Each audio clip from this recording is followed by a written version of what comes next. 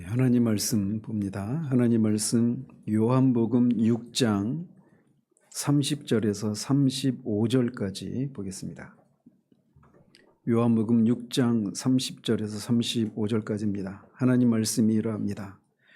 그들이 묻되 그러면 우리가 보고 당신을 믿도록 행하시는 표적이 무엇이니까 하시는 일이 무엇이니까 기록된 바 하늘에서 그들에게 떡을 주어 먹게 하였다 함과 같이 우리 조상들은 광야에서 만나를 먹었나이다.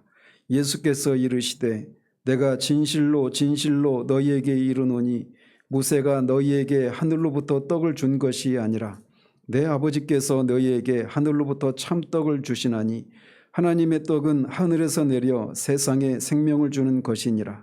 그들이 이르되 주여 이 떡을 항상 우리에게 주소서. 예수께서 이르시되 나는 생명의 떡이니 내게 오는 자는 결코 줄이지 아니할 터이요 나를 믿는 자는 영원히 목마르지 아니하리라. 아멘.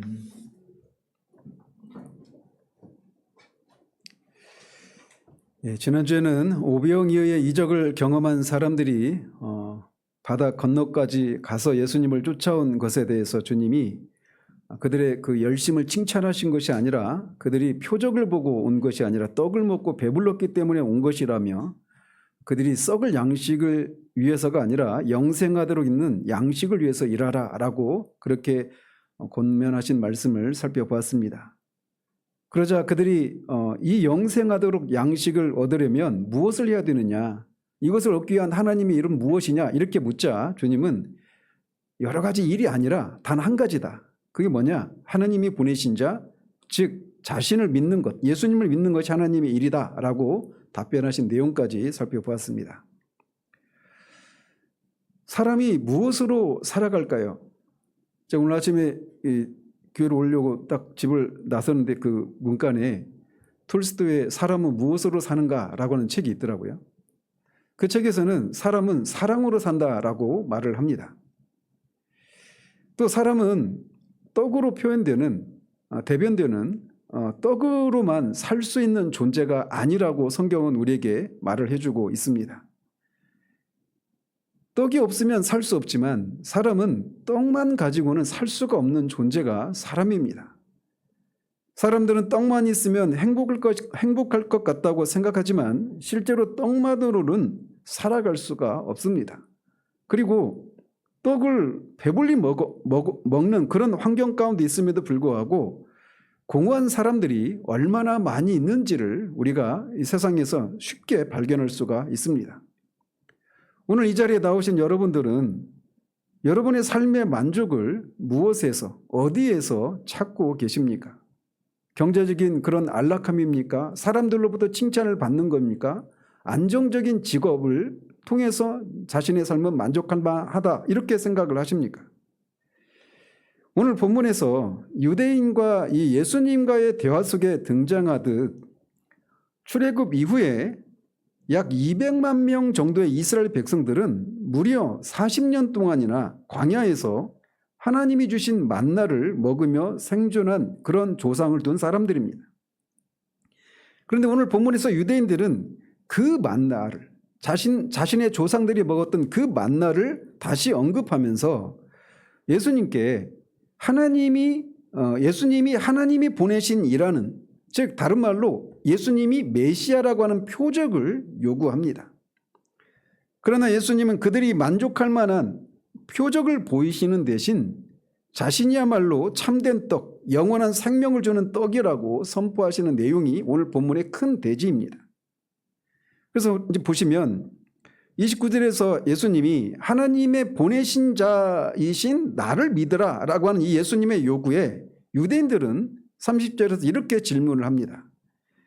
그러면 우리가 보고 당신을 믿도록 행하시는 표적이 무엇이니까? 하시는 일이 무엇이니까? 이렇게 묻습니다.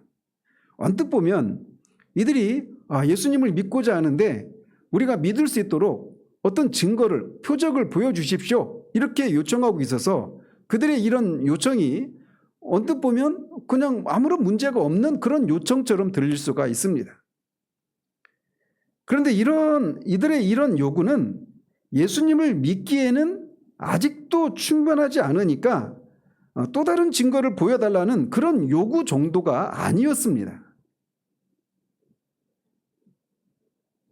사실상 이들이 요구하는 것은 당신이 정말 하나님이 보내신 자 메시아라면 우리 앞에서 기적을 보여서 그것을 증명해 보라 라고 요구하고 있는 거예요. 자, 이것이 어디서 본 적이 있는 것 같지 않습니까? 그렇습니다.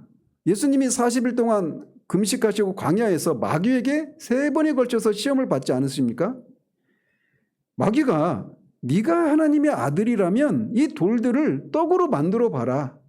이렇게 요구했던 것과 본질상 괴를 같이 하는 질문이 이들의 요청인 거예요. 즉 유대인들은 마귀와 똑같은 방식으로 예수님을 시험한 것입니다. 그래서 예수님은 훗날 뒤에 8장 44절에서 유대인들에게 너희 아비는 마귀니라라고 말씀하시기까지 하십니다. 그들의 불신앙은 단순한 무지가 아니라 마귀적인 본성을 드러내는 불신앙이었기 때문에 이렇게까지 말씀하고 있는 거예요. 그래서 마태복음 12장 39절에서도 악하고 음란한 세대가 표적을 구한다라고 말씀하십니다. 표적을 조건으로 어떤 표적을 보이면 내가 믿겠다라고 하는 이런 표적을 조건으로 삼는 신앙은 사실상 믿음이 아니라 불신앙입니다. 유대인들의 이런 조건부적인 신앙의 태도는 오늘날 사람들 사이에서 정말 많이 발견됩니다. 아니 말씀은 성경은 그렇게 얘기하는데 그것 말고 좀 더 내가 확실히 믿을 수 있는 무엇을 보여달라는 그런 모습을 우리가 흔히 발견하지 않습니까? 한국교회는 이 부흥운동의 역사 속에서 강력한 어떤 체험과 기적적인 응답을 강조해오는 그런 전통이 있습니다.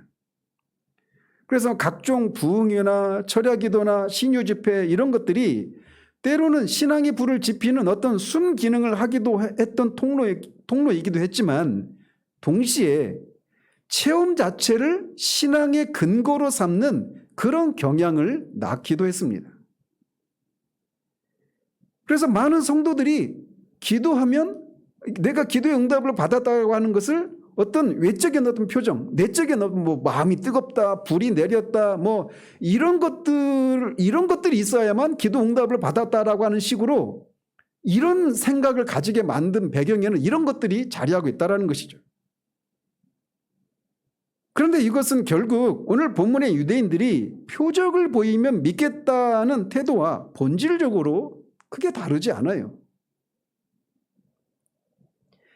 제가 보기에 한국교회의 이런 신앙적인 특징은 한국의 전통 종교라는 샤머니즘의 영향 때문이라고 생각을 합니다. 요즘 캐대원 이게 엄청 난리죠. 근데 거기에서도 이런 이 샤머니즘이 사람들에게 아무런 저항감이 없이 퍼져가고 있어요. 저는 굉장히 이걸 굉장히 예의주시하고 있는데 어쨌든 이렇게 한국 전통 종교인 무속신앙은 그들이 부르는 그 용어는 다양하지만 그냥 이렇게 일반적으로 말씀을 드리면 이렇습니다. 즉 하늘의 어떤 신령이 어떤 사람이 어떤 조건을 충족하면 즉각적으로 사람들이 갖고 있는 이런저런 현실적인 문제를 해결해 준다. 이게 샤머니즘, 무속신앙이 갖고 있는 큰 어떤 틀이라고 할 수가 있어요. 그래서 병이 낫고 시험에 합격하고 승진이 되고 사업이 잘 되고 자녀가 형통하는 것, 이것을 위해서 그렇게 하늘의 신령을 의지하고 정성을 기울이는 겁니다.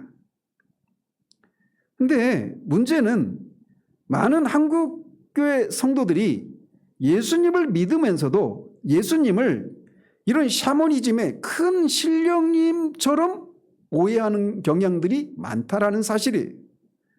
즉 예수님을 영혼의 구주보다 죄를 사해 주시고 영생의 선물을 주시는 영혼의 구주보다 현세적인 문제를 해결해 주시는 문제 해결사로 여기는 경향들이 많다라는 것입니다. 그런데 그런 것은 요한복음 6장의 유대인들이 만나를 다시 주라. 뒤에서 31절에서 말하고 있는 것처럼 만나를 다시 주라고 했던 요구와 정확히 평행을 이루고 있는 거예요. 그러나 성경은 일관되게 어떤 표적을 보이면 내가 믿겠다 이런 것을 지지하지 않고 말씀으로 충분하다라고 하는 것을 강조하고 있습니다. 그래서 예수님은 이미 5장 46절에서 너희가 모세를 믿었더라면 나를 믿었을 것이다 라고 말씀하십니다. 모세를 믿었다는 얘기는 모세가 기록한 성경을 너희들이 믿었다면, 그 말씀을 믿었다면 나를 믿었을 거라는 거예요. 그러니까 예수님으로부터 어떤 표적을 보여달라고 할 필요가 없다는 겁니다. 왜? 모세가 나에 대해서 증거하고 있으니까. 그래서 말씀을 믿으면 예수님을 믿게 된다라고 말씀하고 계신 거예요. 말씀으로 충분하다는 거죠. 또 누가복음 16장에 보면 부자와 나사로의 그런 예화를 주님이 하시지 않습니까? 그래서 부자가 그 음부에서 막 너무나 고통스러우니까 나사로에게 건너와서 뭘 한 방울만 자기 혀에 떨어뜨려 달라고 아브라함이 청하지 않아요? 근데 거기는 건너갈 수 없다. 그러니까 이제 자기는 어쩔 수 없지만 아직 남아있는 자기 형제들만은 내가 있는 이곳에 오지 않았으면 좋겠다 이런 마음이 있어서 아브라함이 이렇게 청하죠. 나사로를 보내서 우리 남아있는 이 지상에 남아있는 가족들이 내가 있는 이곳에 오지 않도록 해달라고. 그러니까 아브라함이 뭐라고 말하자면 사실은 아브라함이 말하고 있지만 사실은 예수님이 말씀하시는 것이죠. 그래서 뭐라고 말하냐면 그들에게 모세와 선지자들이 있으니 그들에게 들을지니라 라고 말합니다. 모세와 선지자가 있다는 얘기는 그들에게 성경이 있다라는 거예요. 그러니까 부자가 더 간곡하게 막 요청을 합니다. 아니 만약에 죽은 자가 살아나서 그렇게 살아있는 사람들한테 가서 증거하면 내 형제들이 회개할 것입니다. 그러니 나사로를 좀 제발 보내주십시오. 그래서 내 형제들이 다시 오지 않도록 해달라고 다시 한번 간곡하게 요청을 합니다. 자, 그럴듯하지 않습니까? 죽은 사람이 살아나와서 그렇게 정말 지옥이 있다, 천국이 있다 이런 증거를 보인다면 믿지 않겠어요? 그래서 그런 얘기를 한 겁니다. 그런데 아브라함이 뭐라고 말씀하시느냐? 뭐라고 말하느냐? 모세와 선지자를 듣지 아니하면 죽은 자가 살아나도 믿지 않는다라고 말합니다. 모세와 선지자, 즉 말씀이 믿음의 충분한 근거라고 말하고 있는 거예요. 죽은 자가 살아 돌아오는 기적조차도 믿음을 보장하지 못한다라고 말하고 있는 겁니다. 말씀드린 것처럼 여호와 속에서는 아브라함이 말을 했지만 사실은 우리 주님이 직접 말씀하신 거예요. 유대인들은 표적을 보여달라고 요구했지만 이미 그들이 가진 모세의 글과 예수님의 말씀 자체가 예수님을 믿을 만한 충분한 증거라고 말씀하고 계신 겁니다. 그러나 그들은 말씀을 거부했기 때문에 표적도 소용이 없었습니다. 따라서 그들이 표적을 보여달라고 하는 이 요구는 단순한 불신이 아니라 하나님이 이미 주신 계신 말씀을 무시하는 악한 불신앙이었던 겁니다. 말씀으로는 충분하지 않다라는 거예요. 그러나 말씀은 믿음의 충분한 근거입니다. 믿음은 말씀을 들음으로 생겨납니다. 어떤 말씀? 그리스도의 말씀을 들을 때 믿음이 생겨나는 거예요. 표적은 이런 믿음을 가진 사람을 위한 보조적인 수단입니다. 하나님이 은혜를 주시는 사인이긴 하지만 믿음을 낳는 본질은 아닌 거예요. 그래서 칼빈은 기적은 말씀을 강화하기 위한 수단일 뿐이다. 그러나 말씀을 버리고 기적만 붙드는 것은 하나님을 거부하는 가장 극악한 불신앙이다 라고 말을 했습니다. 따라서 표적을 조건으로 삼는 신앙은 말씀을 거부하는 불신앙인 겁니다. 그래서 예수님이 너희 아비는 마귀라고까지 말씀하고 있는 거예요. 우리 신앙도 유대인들의 모습과 크게 다르지 않을 때가 많습니다. 하나님, 이 일에 대해서 내 기도를 들어주시면 제가 믿겠습니다. 이 문제가 해결되면 헌신하겠습니다. 병이 낫고 형통하면 이렇게 저렇게 헌신하겠습니다. 다 말씀드리지 못했지만 이런 것들은 사실상 표적을 조건으로 믿음을 세우려고 하는 조건부 신앙이라고 할 수가 있습니다. 그러나 주님은 분명히 말씀하십니다. 믿음은 표적에서 나지 않고 말씀에서 납니다. 모세와 선지자들의 말씀을 듣지 않으면 죽은 자가 살아나도 믿지 않을 것이라고 하신 거예요. 그러므로 우리의 신앙의 기초는 눈에 보이는, 우리가 감각할 수 있는 어떤 체험이나 기적이 아니라 이미 주어진 하나님 말씀과 그 말씀 속에 드러난 예수 그리스도만이 우리 신앙의 유일한 기초임을 기억하십시오. 오늘날 한국교회는 여전히 체험과 표적에 집착하는 모습을 많이 보여줍니다. 그리고 그런 것을 많이 경험한 사람이 신령하고 영적으로 깊이가 있는 사람이라고 생각을 합니다. 그러나 체험은 언제든 흔들릴 수 있고 표적은 우리의 믿음을 보장하지 않습니다. 말씀에 뿌리 내린 믿음만이 흔들리지 않습니다. 그러므로 사랑하는 성도 여러분, 체험을 신앙의 조건으로 삼지 말고 말씀을 신앙의 기초로 삼으시기 바랍니다. 예수님께서 광야에서 마귀의 시험을 말씀으로 물리치신 것처럼 우리도 말씀으로만 사는 믿음을 붙들어야 합니다. 이렇게 메시아적 표적을 구하는 유대인들은 이어서 이렇게 말을 합니다. 기록된 바 그가 하늘로부터 떡을 주어 먹게 하였다 함과 같이 우리 조상들은 광야에서 만나를 먹었나이다 라고 말하면서 만나를 내린 것에 버금가는 혹은 그 이상의 표적을 보여주면 우리가 예수님이 메시아라고 하는 것을 믿겠다라고 그렇게 요청하고 있습니다. 자, 이들이 이 만나를 요구하는 것에는 크게 두 가지 의도가 그 안에 숨겨 있습니다. 첫 번째는 예수님이 과연 모세보다 더 큰 분인가 라고 하는 그런 불순한 의도가 숨겨져 있어요. 앞에서도 말씀드린 것처럼 모세는 40년 동안이나 200만 명의 이 백성들을 먹였습니다. 오병이어로 보리떡 5개와 물고기 2마리로 남녀까지 포함하면 한 2만 명 정도를 먹인 거, 이것도 놀라운 이적인 건 사실이지만 40년 동안이나 200만 명을 먹인 이것과는 비교되지가 않겠죠. 그러니까 이들은 우리 조상 모세는 그런 놀라운 이적을 행한 분인데 당신은 모세보다 큰 분이냐? 그러면 정말 당신이 메시아라면 모세가 행한 것에 버금가는 또는 그 이상의 어떤 이적을 우리에게 보여달라. 그러면 믿겠다. 이런 요구인 겁니다. 두 번째는 이런 요구 안에는 메시아 전승과 관련된 요구가 담겨 있습니다. 무슨 말이냐면 당시 유대인들은 메시아가 오시면 조상들이 광야에서 먹었던 만나를 다시 내려주실 것이라고 하는 그런 믿음을 가지고 있었습니다. 그래서 이런 전승이 그 유대인들의 그 전승을 모아놓은 미드라시라고 하는 책과 탈굼 주석 속에 이런 내용이 들어있다고 해요. 그래서 탈굼의 출애굽기 16장 4절 그 만나를 내린 그 구절인데 그거를 어떻게 주석하고 있느냐면 마지막 날 메시아의 시대에 주께서 하늘에서 만나를 다시 내리실 것이다 이렇게 되어 있답니다.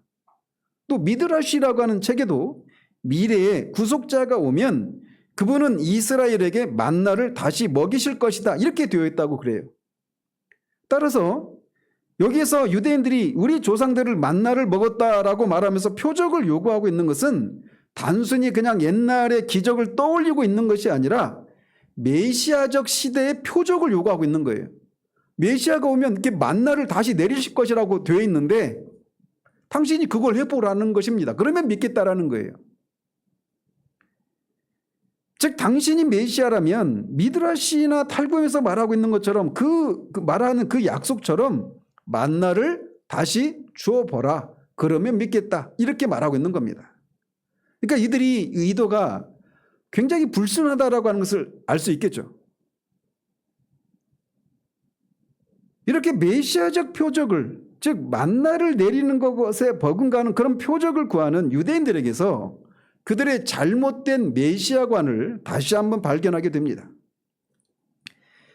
로마 제국의 압제 아래 살던 유대인들은 메시아를 이렇게 이해를 했습니다. 메시아는 다윗 왕국을 회복하고 이방 세력을 무너뜨릴 그런 정치적인 메시아로 인식을 했어요. 그래서 우리가 앞에서 살펴봤던 6장 15절에서 이 사람들이 예수님을 붙들어서 자기들의 임금으로 삼으려고 했잖아요. 이게 바로 그들이 메시아를 어떻게 생각하고 있는가를 아주 여실히 보여주고 있는 장면입니다. 즉 그들은 메시아를 민족 해방자 또는 정치 지도자로만 이해를 하고 있었던 겁니다. 뿐만 아니라 미드라시 전통에 따라서 메시아 시대에 만나가 다시 내려올 것이라고 하는 이 기대는 메시아가 오면 굶주림, 결핍이 사라지고 풍족함이 보장될 것이라고 하는 그렇게 생각하게 만들었습니다. 즉 그래서 메시아가 오면 만나를 다시 내릴 것이다라고 한 이런 기대를 갖고 있었다는 것을 통해서 그들에게 있어서 메시아는 경제적인 문제 또는 현실적인 문제를 해결할 분으로만 생각하고 있었던 겁니다.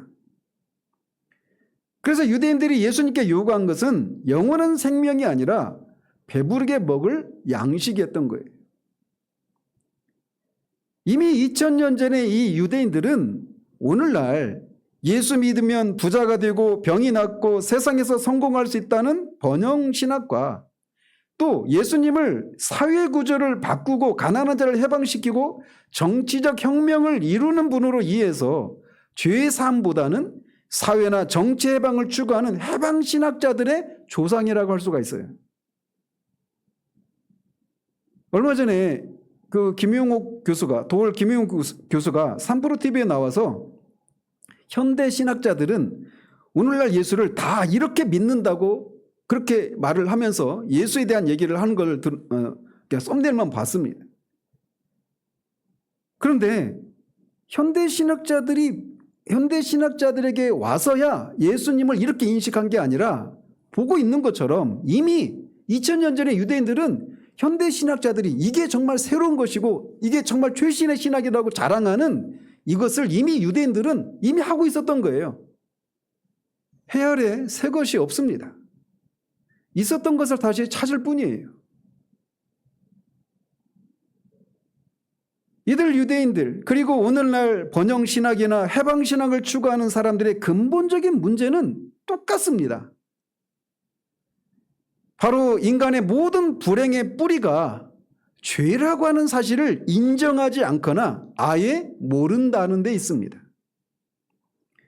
그렇게 생명의 떡이신 예수님 자신을 구하기보다 예수님으로부터 썩을 양식을 구하고 있는 거예요. 셰퍼는 현대인은 허무 속에 살고 있지만 그 근본 문제는 하나님을 떠난 죄의 결과다라고 인간이 겪고 있는 그 모든 근본적인 문제가 죄라고 하는 것을 바르게 지적하고 있습니다.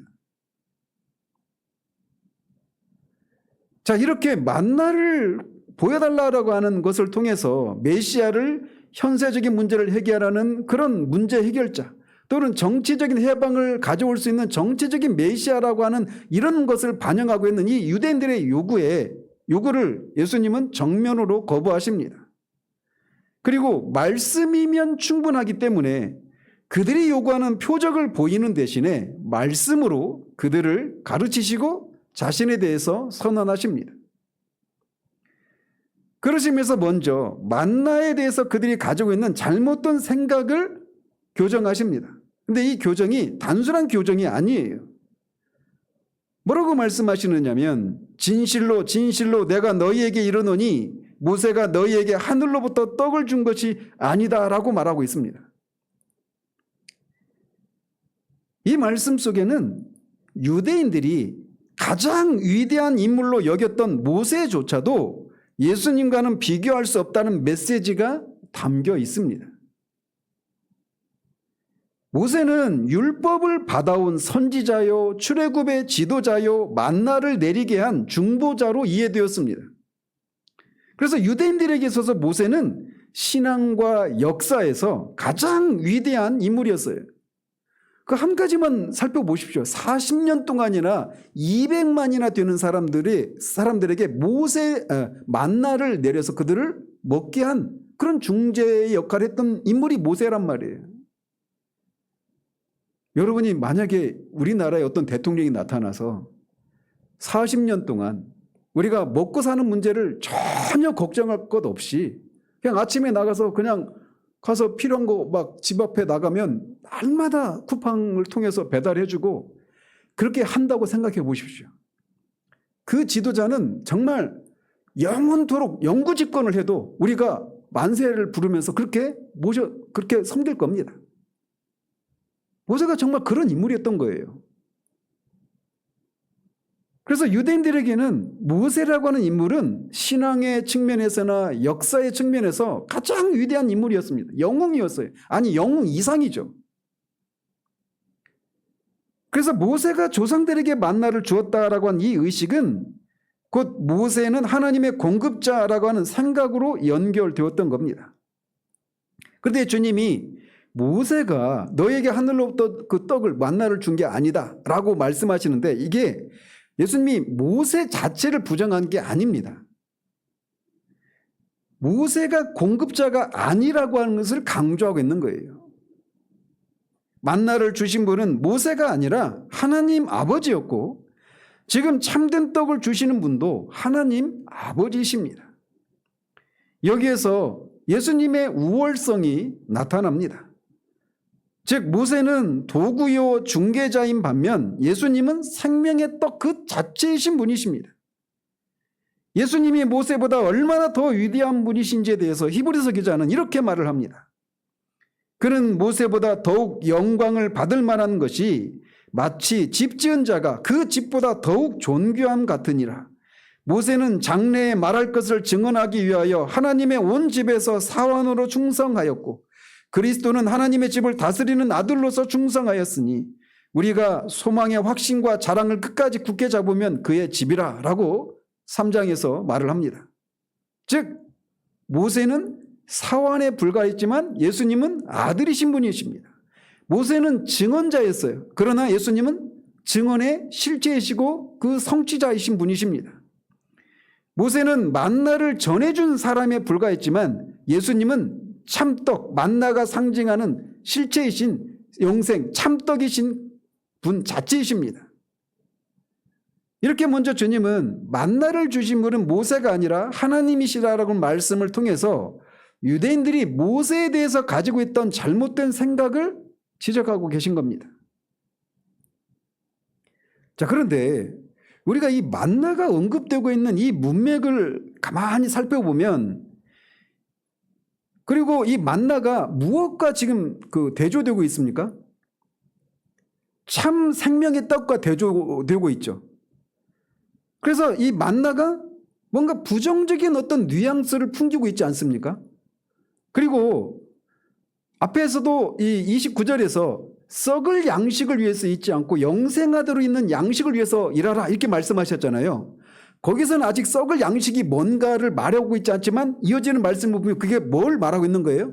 만나를 썩을 양식으로 비유하고 있고 참 생명의 떡, 영생하도록 있는 양식을 참 생명의 떡으로 이렇게 말하고 있단 말이에요. 그래서 만나, 그리고 49절에 가보면 너희 조상들이 만나를 먹었지만 다 죽었다라고 하는 이 말을 통해서 만나가 참 생명의 떡과 비교하면 그렇게 큰 가치를 가지고 있지 않다라고 하는 어떤 부정적인 뉘앙스로 지금 말씀하고 있는 겁니다. 그런데 고린도전서 10장 3절에 보면 바울이 다 같은 신령한 음식을 먹으며 다 같은 신령한 음료를 마셨다라고 말해서 만나를 신령한 음식이라고 말하고 있어요. 바울이 만나를 신령한 음식이라고 말하는 이유는 하나님이 모세를 통해서 주신 것이기 때문에 이 출처가 하나님이시기 때문에 이거를 신령한 음식이라고 말하고 있는 겁니다. 자, 그런데 이 문맥에서는 만나가 약간은 좀 부정적인 뉘앙스로 그렇게 우리에게 말해주고 있단 말이에요. 그래서 결국 말하고 싶은 게 뭐냐면 만나는 너희들의 조상의 조상의 육신적인 생명을 살렸지만 영혼을 살리지는 못한 제한된 은혜라고 말씀하고 있는 겁니다. 이것은 예수님이 만나 자체를 부정하는 게 아니라 만나보다 훨씬 더 크신 자신을 드러내려고 하고 계신 거예요. 만나는 하늘에서 내려온 떡이지만 영원한 생명을 주지 못하는 한계를 지니고 있다는 것이죠. 그렇지만 예수님은 하늘에서 내려온 참떡으로서 만나가 주지 못했던 영원한 생명을 주시는 분이심을 드러내고 계신 겁니다. 그리고 만나가 이 부분에서 부정적인 뉘앙스로 보이는 것은 유대인들이 이 만나를 메시아의 표적과 동일시했기 때문이기도 해요. 만나를 내리면 그가 메시아다 이렇게 인식하고 있잖아요. 근데 만나는 영원한 생명을 주지 못한단 말이에요. 근데 메시아는 영원한 생명을 주시는 분입니다. 근데 이 유대인들은 만나를 내리면 그가 메시아다 이렇게 생각하고 있단 말이에요. 근데 그 생각이 잘못됐다는 겁니다. 만나는 신령한 음식이긴 하지만 예수님처럼 영원한 생명을 주지는 못합니다. 그렇게 만나를 내리는 것을 예수님이 할지라도 그것이 만나를 내릴 정도면 그분이 메시아다 이런 것은 메시아로서의 충분한 증거가 되지 못한다는 거죠. 그래서 예수님은 만나를 참 생명의 떡과 비교하면서 메시아는 단순히 그들이 생각하는 것처럼 현실적인 문제를 해결하기 위한 분이 아니라 영원한 생명을 주시는 분이라고 하는 것을 밝히면서 그들의 잘못된 메시아관을 깨뜨리고 계신 겁니다. 이처럼 만나는 하늘에서 내려온 떡입니다. 그래서 신령한 음식인 건 맞아요. 그렇지만 영원한 생명을 주지 못하는 한계를 지니고 있습니다.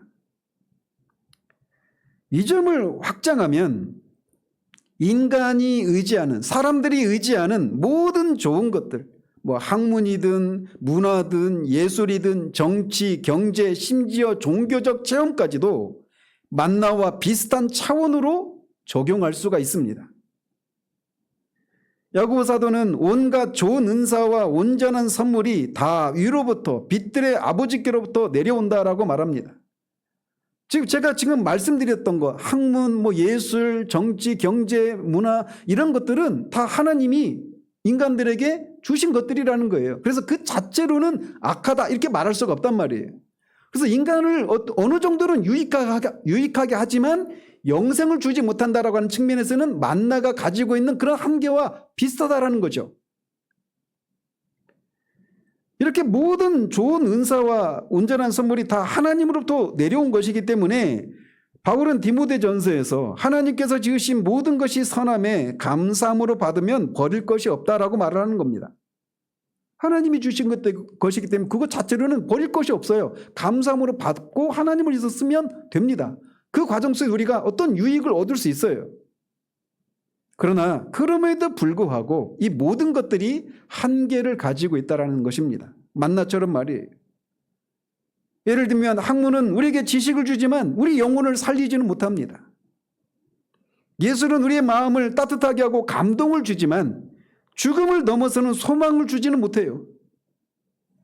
경제적인 안정은 우리의 삶을 윤택하게 하고 편안하게 하지만 죄의 죽음에서 우리를 건져주지는 못합니다. 그래서 이 모든 것들은 우리에게 유익한 것들임에도 불구하고 만나처럼 하늘에서 내린 것처럼 보이고 사람들에게 어느 정도의 유익을 주지만 참 생명의 떡은 아님을 보여주고 있는 겁니다. 그래서 칼빈은 만나는 하늘에서 왔으나 하나님의 나라에서 온 것은 아니었다고 말을 하면서 만나가 가진 한계를 이렇게 표현하고 있는 겁니다. 이것은 인간이 붙드는 모든 선한 것들, 지식, 문화, 예술, 돈, 건강, 심지어 종교적인 의식이나 체험까지도 결국은 죽음 앞에서 무력화된다는 사실을 보여주고 있는 겁니다. 죽음은 모든 선한 것을 무화시킵니다. 아무것도 아니게 만들어요. 그 궁극은 실존적인 허무입니다. 어제 대도서관 그 유튜버가 죽었대요. 그러니까 전날 밤까지 막 방송했대요. 근데 아침에 약속 시간 있는데 안 나와서 가보니까 죽어 있더래요.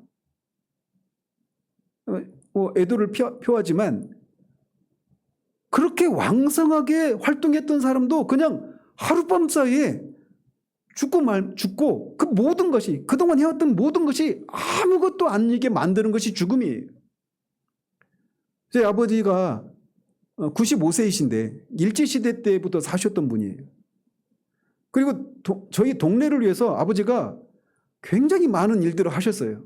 동네 사람들한테 욕 먹어가면서 동네 그 포장도로를 깔고 하수시설을 구비하고 동네에 어떤 그 길을 막혀있는 그 길을 뚫을 수 있도록 어떤 그 땅을 그 시가 사게 해서 그거를 또 동네 사람들이 유익을 끼치고 근데 그 일을 하면서 사람들한테 뭐하러 그렇게 욕 먹어가면서 하냐 이렇게 했는데 아버지는 그게 옳으니까 그렇게 하는 게 좋으니까 그렇게 하셨어요.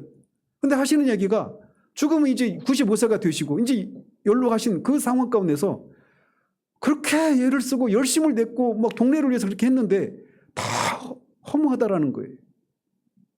죽음이라고 하는 것이 그런 겁니다.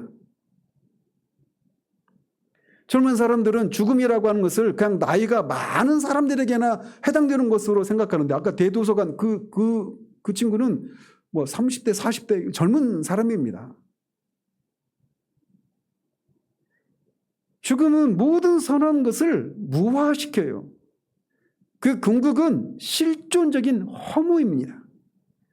여기에 우리 영혼에 목마름과 갈증이 생겨나게 되는 거예요.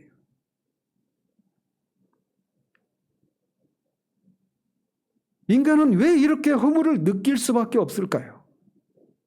성경은 분명히 진단합니다.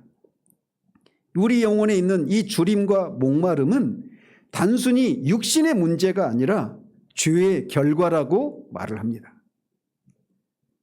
이사야 선지자가 배부르게 못할 것을 위해서 수고한다라고 말합니다. 우리가 애를 쓰고 막 그렇게 성실하게 사는데 배부르게 하지 못할 것을 위해서 수고하는 것이 인생이라고 말하고 있어요.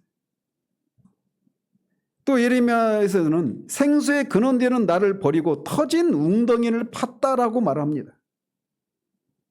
생수의 근원 되시는 하나님을 떠나서 정말 내 영혼을 해갈시켜 줄 수 있는 이 세상에 어떤 것들을 막 열심히 추구하는 것, 이게 죄라고 말하고 있는 거예요. 인간은 죄 때문에 영혼이 늘 굶주리고 목말라 하는 존재입니다. 하나님을 떠난 인간은 아무리 많이 가져도 아무리 배불러도 결국 죽음 앞에서 무너질 수밖에 없다고 말을 합니다. 그래서 이 세상에서 사람들이 해보고 싶은 것 모든 것을 실제로 다 소유하고 경험했던 전도자 솔로몬이 헛되고 헛되며 헛되고 헛되니 모든 것이 헛되도다. 해 아래에서 수고하는 모든 수고가 사람에게 무엇이 유익한가라고 탄식합니다. 그는 권력을 가졌습니다. 부를 축적했습니다. 지혜를 가졌고 명예를 가졌고 권세를 휘두르고 있었고 모든 쾌락을 다 경험했습니다. 수천 명의 그런 첩을 두지 않았습니까? 사람들이 그렇게 갖기를 원하는 돈, 권력, 뭐 이런 성적인 것들, 이런 모든 것들을 다 경험하고 마음껏 누렸던 사람이 솔로몬이에요. 근데 그가 하는 얘기가 이겁니다. 헛되고 헛되고 헛되니 모든 것이 헛되도다. 여러분이 젊은 날 앞으로의 삶을 바라보면서 내가 조금 열심히 저축하고 돈 모아서 집 사고 나중에 어떻게 되고 이런 걸 구상하는데 죽음 앞에서 그 모든 것이 아무것도 아니게 되고 마는 것이 인생이에요. 근데 그 모든 원인이 뭐냐? 궁극적인 원인이 뭐냐? 죄라는 겁니다. 하나님을 떠난 것, 그게 바로 죄이고 그 죄 때문에 인간은 끊임없이 배고파하고 줄이게 된다라고 말하고 있는 겁니다.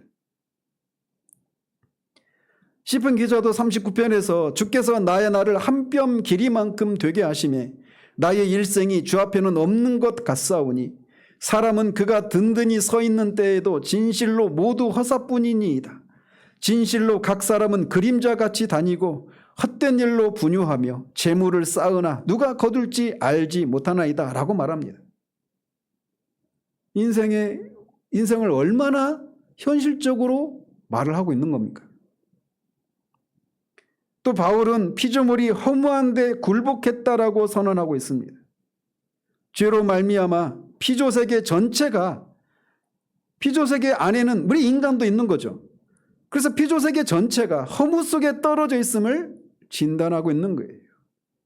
즉 인간은 하나님을 떠나 스스로 생명의 근원을 만들 수 없기에 본질적으로 허무에 사로잡힌 존재라고 성경은 우리에게 말해주고 있는 겁니다.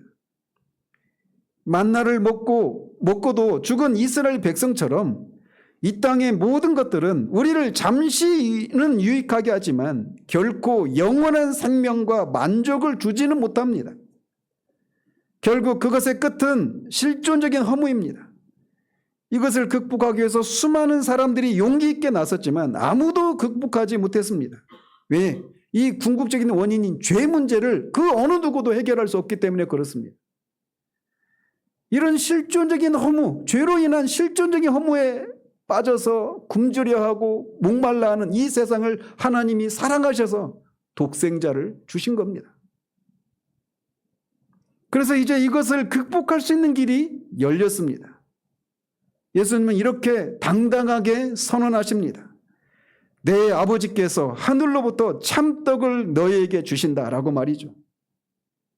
만나를, 신령한 음식인 만나를 주었지만 그것이 40년 동안 그들의 육신의 생명을 지지해 주긴 했지만 그 신령한 음식인 만나조차도 해결할 수 없었던 영원한 생명, 그래서 그것을 영원한 생명을 소유하고 있기 때문에 줄이지도 않고 목말라지도 않는 그 참된 만족, 참된 생명을 하나님이 이제 주신다라는 거예요. 그걸 참떡이라고 말합니다. 만나와 대비시켜서 말이죠.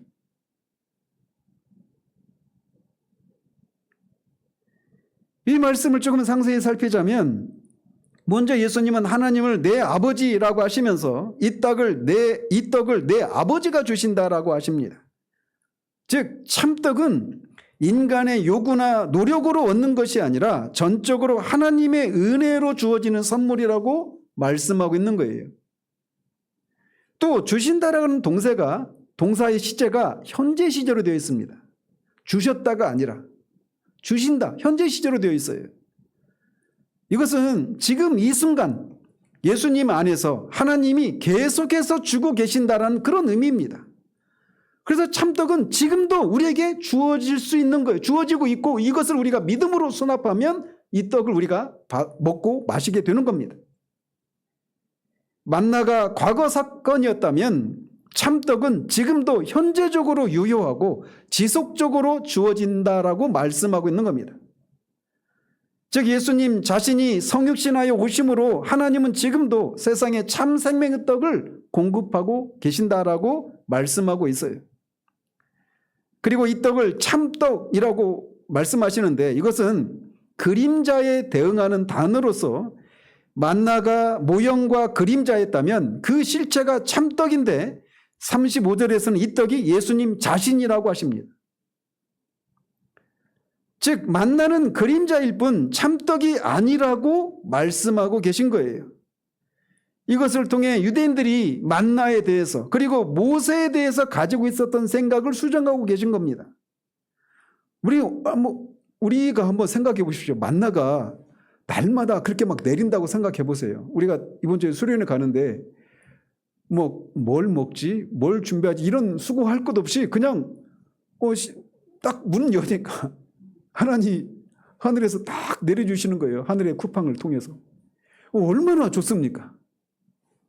만나를 먹었다라고 하는 것이 우리에게는 굉장히 이렇게 사모되어지고 나도 저런 거 한번 경험했으면 좋겠다 이런 생각 가지지 않습니까? 근데 만나가 분명히 신령한 음식이지만 그림자에 불과하다라는 거예요. 참떡을 먹어야 된다라는 겁니다. 그리고 그 참떡이 예수님이라고 말씀하고 있는 거예요. 그러면서 이 떡을 주시는 이유를 하나님의 떡은 하늘에서 내려 세상에 생명을 주는 것이니라라고 말씀하십니다. 하나님의 떡, 즉 하나님이 주시는 떡은 하늘에서 내려옵니다. 여기서 내려온다 할 때 그 시제도 현재 분사형입니다. 그래서 계속해서 내려온다라고 하는 그런 뉘앙스를 품고 있어요. 즉 단순히 과거 사건이 아니라 지금도 효력이 지속되는 현재적인 실체라고 말씀하고 있는 겁니다. 육신을 입고 이 땅에 오셨던 예수님이 지금 비록 승천하셔서 하나님 보좌 우편에 앉아 계시지만 지금도 성령을 통해서 참떡이 믿는 자들에게 계속해서 공급되고 있다고 말씀하고 있는 거예요. 요한복음에서 하늘에서 내려온다라고 하는 것은 성육신을 가리킵니다. 즉 예수님의 기원은 땅이 아니라 하늘이고 그는 하나님으로부터 온 참된 양시라고 말씀하고 있는 겁니다. 그리고 그런 분이 하늘로부터 내려오신 목적이 세상에 생명을 주는 것이다라고 말합니다. 여기서 말하는 생명이 헬라어로 조에라고 하는 단어인데 이것은 우리 바이오와 다른 생명이에요. 바이오는 우리 육체의 생명을 말하는 거거든요. 그래서 바이오 하면 그 우리의 육신의 생명과 관련된 것을 다루는 학문, 이게 이제 바이오잖아요. 근데 여기서 말하는 생명은 조에라고 하는 단어입니다. 발음이 시원치 않은데 어쨌든 이것은 영생을 말하는 거예요. 그림자인 만나는 육체의 생명만을 바이오만을 유지하게 했지만 참떡은 영원한 생명 조회를 주는 것이다라고 말하고 있는 겁니다. 그리고 이것이 유대인들에게만 주기 위한 것이 아니라 세상에게 주기 위한 것이라고 말씀하고 있습니다. 즉 하나님의 떡은 유대인의 민족적인 자산이 아니라 세상 전체를 위한 구속적인 선물이라고 말씀하고 있는 거예요. 그래서 우리가 유대인이 아닌 우리 이방인인 우리들도 이게 가능했던 겁니다. 자, 이렇게 하나님이 만나로는 공급하지 못했던 그 영원한 생명을 주는 참떡을 하나님이 주신다 이런 얘기하니까 이 무리들이 주여 이 떡을 항상 우리에게 주소서라고 말합니다. 자, 이건 어디서 많이 들었던 말 아니에요? 앞에 4장에서 사마리아 여인에게 예수님이 영원히 목마르지 않는 생수를 주겠다라고 하니까 그 물을 나에게 달라 이렇게 요청하잖아요. 예수님의 그 영적인 말씀을 육체적으로 이해해서 이 여인은 우물물로만 생각했던 거죠. 마찬가지로 유대인들도 여전히 만나와 같은 성격의 어떤 육신적인 떡을 생각하고 그 떡을 우리에게도 달라고 이렇게 요청하고 있는 겁니다.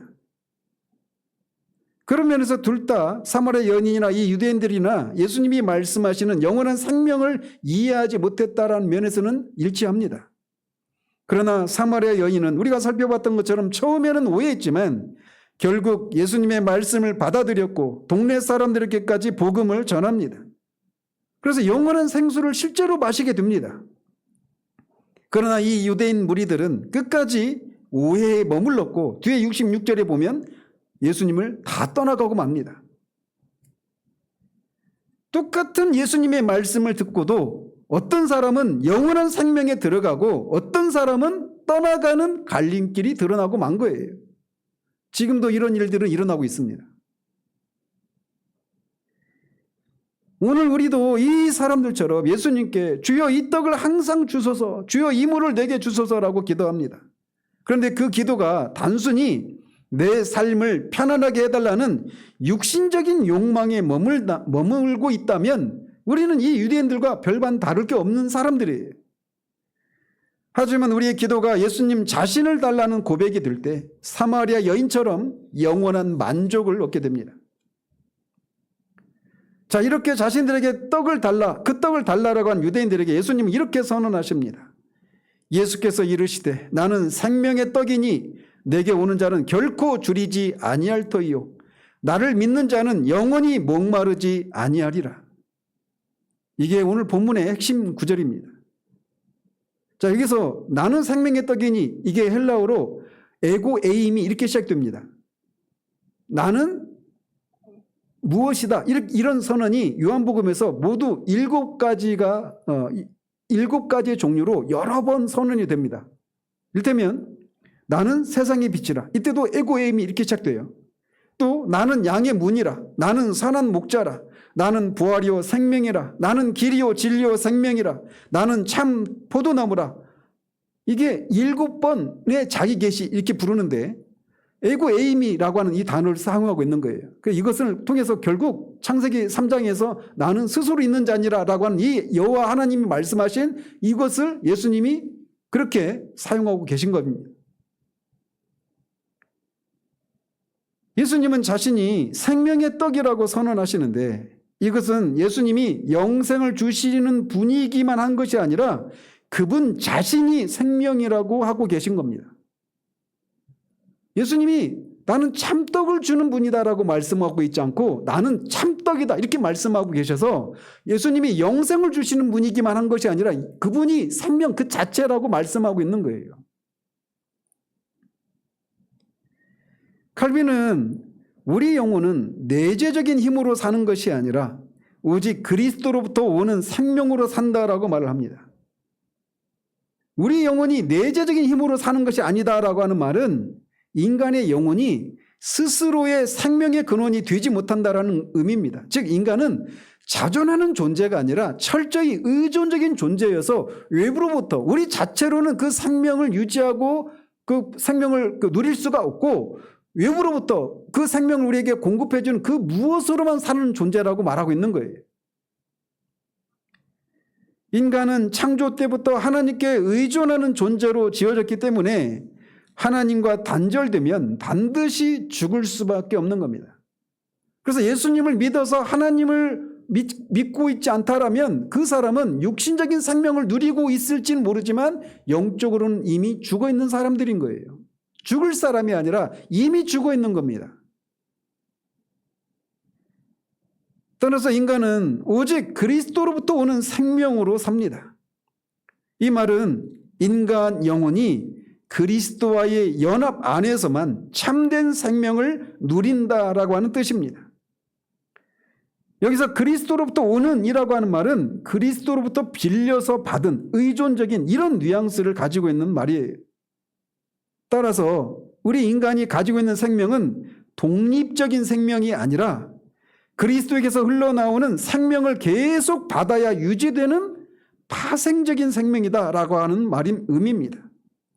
그래서 요한복음 15장의 이 포도나무와 가지의 비유처럼 가지는 스스로 열매를 맺을 능력이 없고 오직 그 줄기에 붙어 있어야만 생명이 흘러 들어오는 겁니다.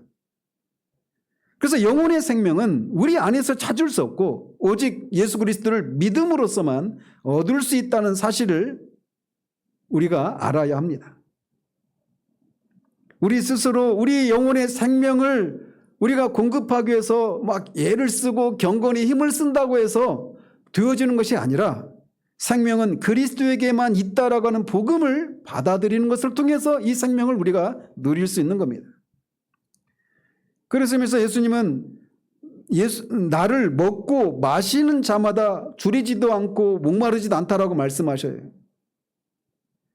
여기서 내게 오는 자라고 하는 말은 줄이지 않는다 이렇게 말씀하셔서 내게 오는 자와 먹는 것을 연결시키고 있고 나를 믿는 자는 결코 목마르지 않는다라고 말씀하셔서 믿는 자와 마시는 것과 연결시키고 있습니다.